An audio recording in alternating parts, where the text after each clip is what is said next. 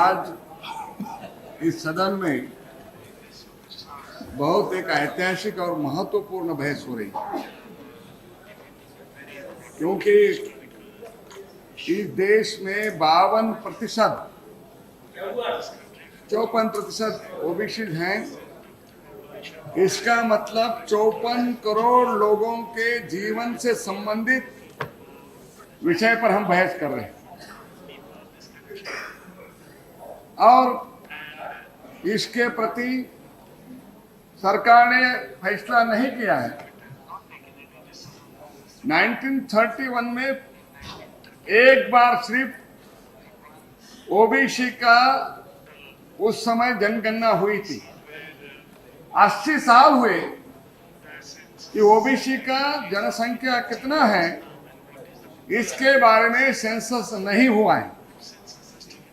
अगर हम इस समय भी सेंसस में ओबीसी का सेंसस नहीं करेंगे तो ओबीसी को सोशल जस्टिस देने के लिए और 10 साल हम उन पर अन्याय करेंगे।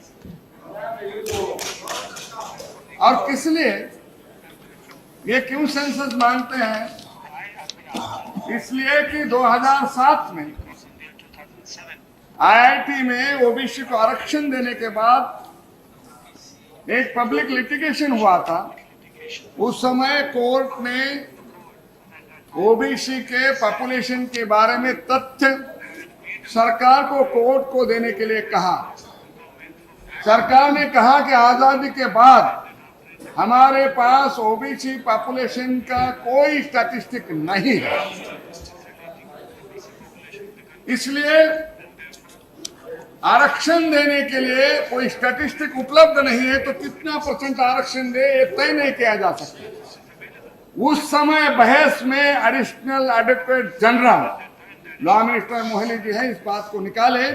उन्होंने कोर्ट में कहा कि हाँ, सरकार को ओबीसी का सेंसस करना चाहिए। अब उसके बाद 2007 के बाद अब सेंसस हो रहा है, तो ओबीसी का सेंसस क्यों नहीं किया जाता? अध्यक्ष महोदय, ओबीसी का सेंसस इसलिए चाहिए कि अभी हमारे भक्त चरणदास कह रहे थे कि कास्टलेस सोसाइटी चाहिए। गुणवत्ता के आधार पर समाज में न्याय मिलना चाहिए। आप दूसरे मुंह दिख रहे हैं मुझे। कहाँ है सोसाइटी में इक्वलिटी? और आप दलित होते हुए, शेड्यूल कास्ट होते हुए ओपन सीट पर चुनकर आए, आपका मैं अभिनंदन करता हूं। लेकिन हमारे कॉन्स्टिट्यूशन में शेड्यूल कास्ट और शेड्यूल ट्राइब को आरक्षण नहीं होता तो क्या बाकी सदस्य जीत कर आ सकते थे?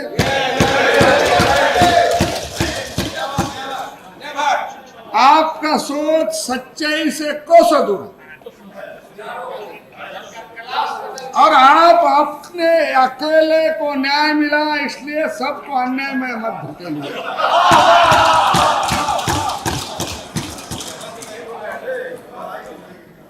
अध्यक्ष महोदय, क्या छूत आप शेड्यूल कास्ट है? मैं पूछना चाहता हूं कि छूत बंद हो गए? नहीं हुआ। क्या आज भी दलितों को मंदिर प्रवेश है? बाबा साहब अम्बेडकर को नहीं, हर अम्बेडकर को दलित प्रवेश न करा जा रहा। छोड़िए कल की बातें, परसों हरियाणा में दलितों के घर नहीं जले।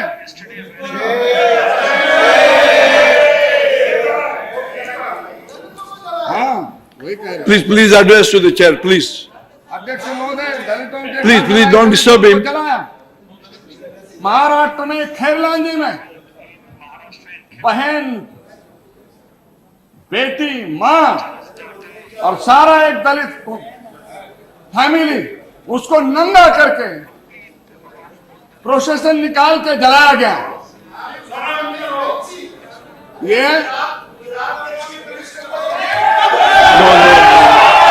No cross talk, please.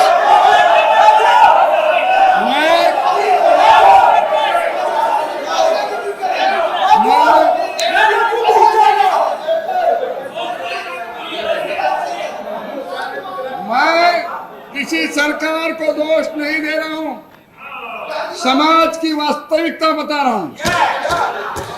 हम हर दिन मंच से कहते छूत छूत अछूत सब बंद हो गया, हम सब बराबरी के। ये कहने की बात है, कहनी और कथनी में अंतर है, वास्तविकता अलग है। आप बिना कास्टलेस क्लास निर्माण करना चाहते हो, मैं पूछना चाहता हूं क्या हिंदुस्तान में, मैं पुनर्जन्म में विश्वास नहीं रखता हूं, लेकिन मुझे अगर हिंदुस्तान में फिर से जन्म लेना है और भगवान को मैंने एप्लीकेशन किया कि विदाउट कास्ट, किसी जाति बिना घर में मुझे जन्म दो, संभव है? नहीं है। बिना जाति के आधार पर कौन सा ऐसा घर होगा कि बिना जाति के घर में? नेक्स्ट टाइम यादव के घर में चलेगा और यादव मुंडे के घर में। आखिरी देखिए, ओबीसी कास्ट नहीं है, एक क्लास है, क्योंकि आप 3 क्लास बनाए गए। शेड्यूल कास्ट एक क्लास हो गया, शेड्यूल ट्राइब एक क्लास हो गया और ओबीसी एक क्लास हो गया। शेड्यूल कास्ट बोले तो ये उसमें कहीं जाति आती है, शेड्यूल ट्राइब में भी कहीं जाते हैं, वो क्लास हो गया। और कॉन्स्टिट्यूशन ने अधिकार दिया, मैंने आपने नहीं, हमारे कहने से क्या होना रहा। कॉन्स्टिट्यूशन में दलित और शेड्यूल ट्राइब और शेड्यूल कास्ट को आरक्षण दिया, ओबीसी को नहीं दिया पार्लियामेंट में। लेकिन काका कलेकर कमीशन बनी और उसने ओबीसी को विभिन्न प्रदेशों को अधिकार दिया कि वो अपने अपने प्रदेशों में अधिकार दें। अगर होम मिनिस्टर होता है तो मुझे कॉन्स्टिट्यूशन में पहला अमेंडमेंट जो है वो Honorable member, please, please.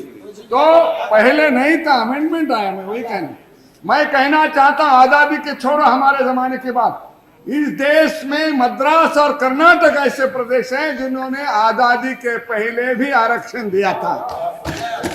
और मैं उस महाराष्ट्र से हूं जिन्होंने शाहू महाराज ने ओबीसी शेड्यूल कास्ट को आरक्षण दिया था आजादी के पहले, और डॉक्टर बाबा साहब अम्बेडकर को स्कॉलरशिप शाहू महाराज ने दी थी। तो आरक्षण ये बड़ौदा से दी थी गुजरात के लोगों को। तो अध्यक्ष महोदय, ये कास्ट सिस्टम को आपके कोई सत्ता के कारण कुछ गड़बड़ हुआ ऐसा नहीं मानता हूं, लेकिन वास्तविकता है, जात है जो कभी जाति नहीं। जिन्होंने ईसाई धर्म स्वीकार किया, जिन्होंने मुगलों के जमाने मुस्लिम हुए, वो जाति को लेकर वहां गए, वो जात नहीं कभी। और जाति के आधार पर हम जनगणना इसलिए आवश्यकता क्यों है? क्योंकि पिछड़ापन जाति से जुड़ा हुआ और जाति पिछड़ेपन से जुड़ी। जन्म के आधार पर पिछड़ेपन है, जन्म के आधार पर गरीबी है। वो पिछड़े हैं जो गांवों में रहते, जिनको पीने का पानी नहीं, जिनको सड़क नहीं, बिजली देखा नहीं, जिनको तन पर पहनने के लिए वस्त्र भी नहीं है, ये लोग पिछड़े हुए। अब 63 साल के आजादी के बाद भी आप उनको न्याय नहीं देना चाहते। जनगणना में ओबीसी का जनगणना में नहीं करना, ओबीसी को जस्टिस, सोशल जस्टिस न करना। सरकार सोशल जस्टिस नहीं देना चाहती। डॉक्टर बाबा साहब अम्बेडकर, महात्मा ज्योतिबा फुले, शाहू महाराज नहीं होते तो ये वर्ग संगठित भी नहीं, वो अपनी लड़ाई लड़ने की ताकत भी नहीं रखते। और उन्होंने समता का विचार रखा, समानता का विचार रखा। हम एक रास्ता का समाज का विचार रखते हैं। हमारे देश में जातियां विभिन्न होते हुए गड़बड़ क्या है? अलग अलग जाति है, इसका मतलब क्या है? ये बुराई है या अच्छा, ये सोचने का ये समय नहीं है। जातियां विविधता में, अलग जाति, अलग वेश, अलग भाषा, अलग प्रदेश, फिर भी हमारा एक देश। इसलिए पिछड़े हुए वर्गों के देशभक्ति के बारे में आशंका जताना गलत। किसी भी काम के लिए वो तैयार है। वो पिछड़ापन सालों से, सदियों से है। उनको हम वेलफेयर स्टेट गवर्नमेंट में उनको न्याय देना चाहते हैं कि नहीं, ये सवाल है। और काका कलर के बाद मंडल आयोग आया, मंडल आयोग ने जातियां ढूंढी कितनी, 3743 इतनी कास्ट है। कितनी कास्ट है? उसमें उपजातियां हैं। अब इन्होंने कहा कि रोटी बेटी व्यवहार होता नहीं है, होना चाहिए। अरे भाई, जातियां इतनी है कि जयप्रकाश नारायण ने जाति तोड़ा आंदोलन किया, कई लोगों ने इंटरकास्ट मैरिज किया, मैंने भी किया। अब इंटरकास्ट करने वालों की एक अलग जाति हो गई, जाति तो नहीं गई। हाँ, तो जाति नहीं Now, जाती। please, no crosstalk. तो मंडल आयोग ने कहा है कि 52% ओबीसी हैं 2 minutes. और नहीं, मेरे पार्टी का समय 52% ओबीसी है, उनको 52% आरक्षण मिलना चाहिए, लेकिन कोर्ट ने फैसला किया 50% आरक्षण। क्यों? वह आरक्षण जो लोगों को आज तक सोशल जस्टिस नहीं मिला, सामाजिक न्याय नहीं मिला, जो दूसरे के बराबरी के नहीं है, उनको न्याय देने के लिए आरक्षण आया। और उसके आरक्षण किस आधार पर दिया जाता है? केवल जाति के आधार पर ही आरक्षण दिया जाता है, इसलिए जनगणना आवश्यक है। अध्यक्ष महोदय, रेन के आयोग 2004 में अटल जी के सरकार में उसकी नियुक्ति हुई थी। उन्होंने 2008 हमारे अध्यक्ष सोशल वेलफेयर मिनिस्टर थी, उनको अपना रिपोर्ट दिया। उनमें ही ओबीसी जातियां आती। उन्होंने कहा 47% ओबीसी जाति, उनको रेशन कार्ड नहीं है। कई लोग हैं उनके मतदाताओं में नाम नहीं है। और उन्होंने ये न्यूमेरिक ट्राइब के लिए नियुक्त किया था। ये रेन की जो रिपोर्ट है वो लागू नहीं की सरकार ने। मेरी मांग है कि रेन के आए रिपोर्ट की ये लागू करनी चाहिए और ओबीसी को न्याय देना चाहिए। उनको घर नहीं, उनको जमीन नहीं। अध्यक्ष महोदय, ये 3 कालेलकर, मंडल, रेन के आयोग, इन सब का परिणाम यही है कि ओबीसी की संख्या कितनी है, जनसंख्या, उसका अंदाजा किसी को भी नहीं है। और क्या एक साइंटिफिक तैयार होगा देश? किसी को कहने का कोई अधिकार नहीं कि साइंटिफिक बेस तैयार होगा कि यह जनसंख्या है और इसके जनसंख्या के आधार पर विभिन्न प्रदेशों में आरक्षण दिया जा सकता है। अब कॉन्स्टिट्यूशन में शेड्यूल कास्ट के लिए शेड्यूल है, शेड्यूल ट्राइब के लिए शेड्यूल है। जैसे कॉन्स्टिट्यूशन में पार्लियामेंट है, उसके लिए शेड्यूल है, स्टेट गवर्नमेंट है, उसके लिए शेड्यूल है। राजीव गांधी ने कॉन्स्टिट्यूशन में परिवर्तन करके पंचायत राज को शेड्यूल लाया। मेरी मांग है शेड्यूल कास्ट के लिए शेड्यूल है, शेड्यूल ट्राइब के लिए शेड्यूल है, कॉन्स्टिट्यूशन में अभी ओबीसी के लिए भी शेड्यूल होना चाहिए। और कॉन्फ्रेंस के साथ अधिकार तो उनका अधिकार नहीं, उनके लिए अलग मंत्रालय भी होना चाहिए। बातें तो बहुत करते, लेकिन उनके लिए सब जातियां बराबर है, सब बराबर है। क्रिमिलेयर लागू है, शेड्यूल कास्ट को, शेड्यूल ट्राइब को क्रिमिलेयर नहीं है, लेकिन ओबीसी को क्रिमिलेयर है। मेरा बेटा ओबीसी की सहूलत नहीं ले सकता, यादव जी का बेटा ओबीसी की सहूलत नहीं ले सकता। Please conclude. क्योंकि अभी वो छाछ निकालो, कहाँ कुछ छाछ बचा, क्या निकालो? Already you have taken 14 minutes, please. Creamy layer लगाया है, जिसके कारण उनको उनकी सहूलतें उनको मिलती नहीं। एक ही बात कहना चाहता हूँ, छाछ भी बची नहीं। अभी आपने जो तथ्य बताए, इन्होंने ओबीसी का तथ्य बताया, शेड्यूल कास्ट को 13% आरक्षण है, शेड्यूल ट्राइब को 9%, कुछ राज्यों में 7% आरक्षण है। उतने लोग सर्विसेज में है क्या? उतना आप जैसे सच्चर आयोग से आपने मुसलमानों की स्थिति की जायजा लिया।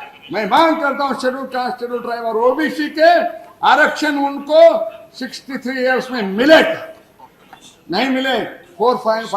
13% आरक्षण, केवल 4% मिला। ओबीसी का तो 2.4% है, आरक्षण 27% है, लेकिन मिला कितना है? कागजों पर और इस पर केवल फैसले करने से मंत्रिमंडल से उनको न्याय नहीं मिला है। न्याय तब कहा जाएगा, उनका अधिकार उनको मिलेगा, तब न्याय मिला कहा जाएगा। और वो न्याय आज तक नहीं मिला है। इसलिए ये लड़ाई है सोशल जस्टिस की। ये जनगणना में नाम लिखो इतनी नहीं है। आप लोग तो, मैं दोहराना नहीं चाहता, भैंस घर सब चीज का, जाति का क्यों नहीं लिख रहे?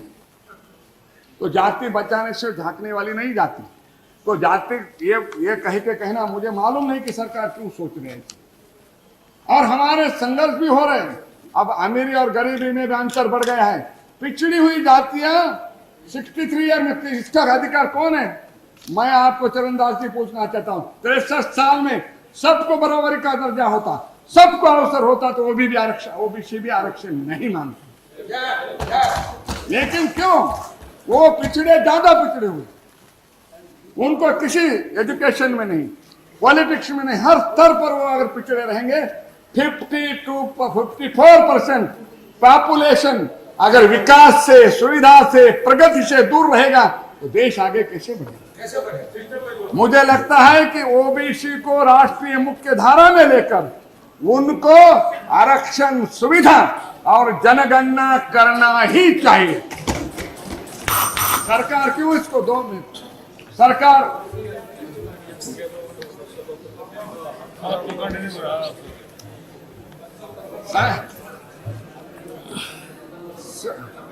ओबीसी की जनगणना इसलिए हम मांग कर रहे हैं कि यह अवसर है सरकार को भी। ये मौका आपको खोना नहीं चाहिए। स्वामी जी, मोहिनी जी, ऐसे मंत्रिमंडल में तुम्हारी बात नहीं सुनते तो क्यों बैठे हो ऐसे मंत्रिमंडल में? होने दो ओबीसी के लिए एक लड़ाई, लोग सर पर उठाएंगे आपको। नारायण स्वामी जी को नहीं बता रहा हूँ, नारायण स्वामी जी को नहीं बता रहा हूँ। तो अध्यक्ष महोदय, ये मामला जनसंख्या का है। अगर 80 साल जनसंख्या ओबीसी की गणना नहीं हो, क्या एक कॉलम भरना है शेड्यूल कास्ट, शेड्यूल ओबीसी, और ओबीसी लिख के आपने कास्ट लिखेगा, उसमें नुकसान क्या है सरकार का? उनका और किसी ने मांग नहीं की। सारी ओबीसी संगठन देश में मांग कर रही है कि जनसंख्या स्टेट सेंसस होना चाहिए। ये मांग उठा रही है। आप सरकार क्या गूंगी है कि उनके कान पर भी नहीं कि ओबीसी आवाज उठा रहे हैं? आज मैं कहना चाहता हूं सरकार को, आज मंत्री महोदय जब जवाब देंगे तो उनको एक घोषणा करनी चाहिए कि ओबीसी की अलग जनगणना होगी। अगर नहीं करेंगे तो ओबीसी का एसटी एससी का है, एसटी एससी एंड ओबीसी अगर नहीं करेंगे तो 75% पॉपुलेशन का गुस्सा आप लोगे। आज एक समय सरकार आपकी है, सरकार किसी की भी हो, सरकार को होता है समाज को न्याय देना। प्लीज कंक्लूड, प्लीज वो न्याय देने का काम आप करें, न्याय देने का फर्ज करें। एक कॉन्स्टिट्यूशनल रिस्पॉन्सिबिलिटी आप पर आई है, और वो कॉन्स्टिट्यूशनल रिस्पॉन्सिबिलिटी है जिस कॉन्स्टिट्यूशन में पिछड़े हुए वर्गों को न्याय देने की भूमिका डॉक्टर बाबा साहब अम्बेडकर ने लिखी है। उस बाबा साहब अम्बेडकर का सपना और भारत के सभी गरीब लोगों की एक आशा आकांक्षा है कि लोकतंत्र में हमें न्याय मिलेगा। ये विश्वास के साथ 63 इयर्स वो जीता है, वो विश्वास कभी न कभी पूरा करो। ज्यादा कुछ मांग नहीं रहे, केवल हमारी जनगणना करो। हम इस देश के नागरिक हैं, हमारी भी गिनती करो। तो एक बार ये गिनती करो। जय हिंद। Thank you. 25 वर्षांचा प्रदीर्घ अनुभव व अत्याधुनिक तंत्रज्ञान यांनी सुसज्ज असे पुण्यातील आकाश आय क्लिनिक व लेझर सेंटर। रोबोटिक पद्धतीने वेदनारहित मोतीबिंदू शस्त्रक्रिया, तेही विना टाका व विना इंजेक्शन। मेडिक्लेमची सुविधा व सेम डे डिस्चार्ज। लेसिक लेझरने चष्म्यापासून कायमची मुक्ती फक्त 10 मिनिटात। काचबिंदू, रेटिना, ड्राय आय, मायोपिया अशा अनेक डोळ्यांच्या विकारांवर उपचार म्हणजेच आकाश आय क्लिनिक आणि लेझर सेंटर। CTR कंपनी जवळ, विमान नगर, नगर रोड, पुणे। संपर्क 8888173100। सचिन इंटरनॅशनल घेऊन आले आहेत जगातली सर्वात स्वस्त परदेश टूर। पूर्ण 5 दिवसांचं पॅकेज आता फक्त 32,999 रुपयांमध्ये। पॅकेज मध्ये विमान प्रवास, हॉटेल, ब्रेकफास्ट, ट्रान्सपोर्ट आणि प्रेक्षणीय स्थळे। सचिन इंटरनॅशनल 18 वर्षांपासून पर्यटन क्षेत्रातील एक विश्वसनीय नाव। सचिन इंटरनॅशनल सोबत मनसोक्त फिरा। संपर्क 7767989898।